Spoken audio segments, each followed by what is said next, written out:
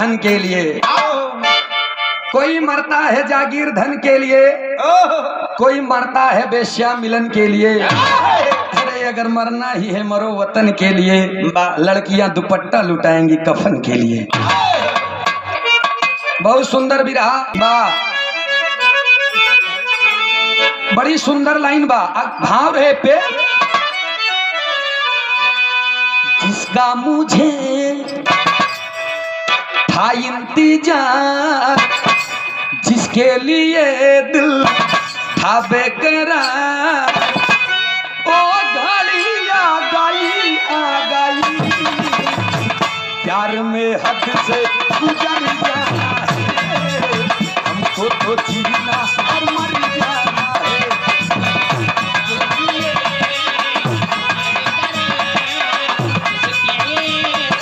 चुन्नू मामा एक बाल्टी पानी मंच पे पहुंचाएगा।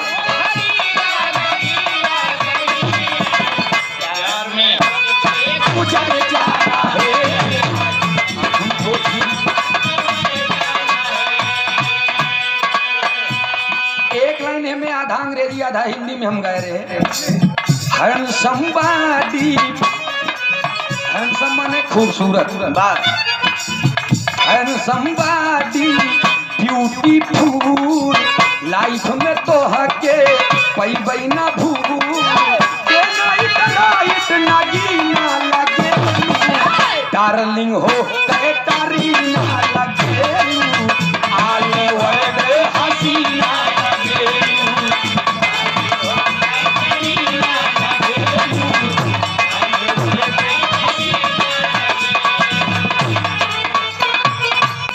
ज्ञान की दीपक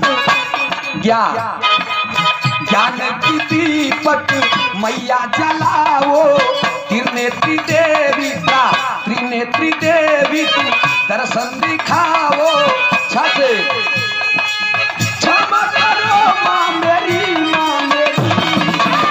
हंसे होकर दया की खजाना है माँ, सही दिशा में लेके जाना है माँ, होकर दया की खजाना है माँ, सही दिशा में। ज्ञान की दीपक मैया जलाओ, त्रिनेत्री देवी को दर्शन कराओ, क्षमा करो माँ मेरी होकर दया की खजाना है माँ, सही दिशा में लेके जाना है माँ।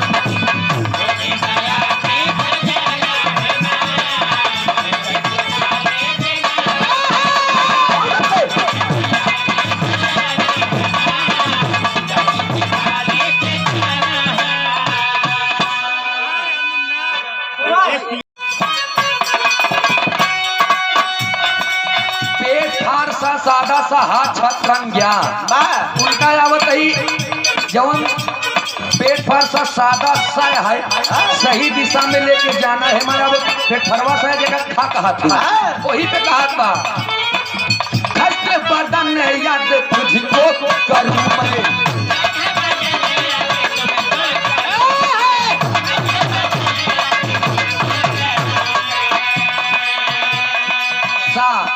सच्चे सेवक है पैया पर,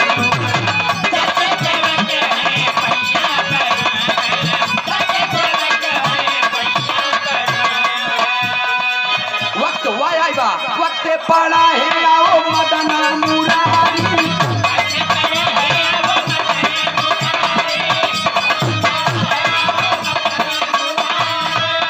यारा लावा वक्त पड़ा है मदना मुरारी, ले लो खबर मेरी है त्रिपुरारी, और यारा लरा रक्षा करो माँ मेरी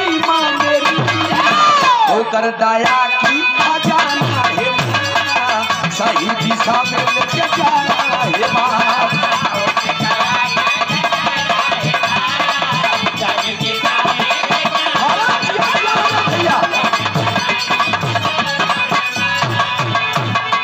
बड़ा सुंदर बिरहा द्वापर युग से आप लोगों के सुने के मिला भक्त की गया भगवान श्री कन्हैया के भक्ति में लीन रहन। इहू जौन बिरहा मिली भगवान श्री कन्हैया के भक्ति में लीन रही। ओहो की एक चीज नहीं मिला रहा, नेहमी एक ही घमंडव चूर हुई। एक लड़का ओहो की जीवन से गुजरा रहा, एक लड़का हेमनो जीवन से गुजरी। उ लड़का फिर हंसे बोले रहा, हेमनो उ लड़का हंसी और बोली ध्यान ध्यान नहले पे डाला जात बदोस। 3 लाइन के मात्र साखी दा तो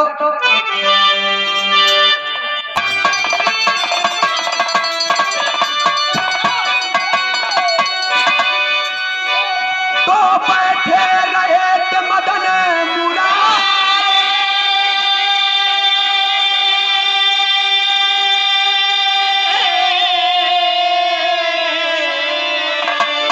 अरे राजा का सजा दरबार,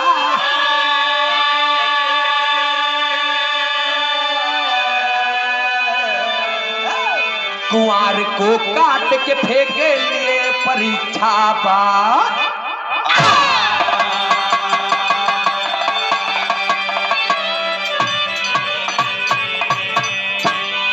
गौर करेंगे आप, भगवान श्री कन्हैया और अर्जुन में बात हो रही। ध्यान दे, विरहा महाभारत से आए। भगवान श्री कन्हैया और अर्जुन में बात हो, विरहा पे ध्यान देंगे आप। भगवान श्री कन्हैया अर्जुन से कहा था, अर्जुन खाली तो ही हमारे को भक्त ना हुआ, सुना ऐसा ऐसा भक्त है दी दुनिया में जौन हमरे एक इशारे पे अपन प्राण तक गवाई दी है। यही के भाव में कव्वाली के टुकड़ा लगे मास्टर साहब।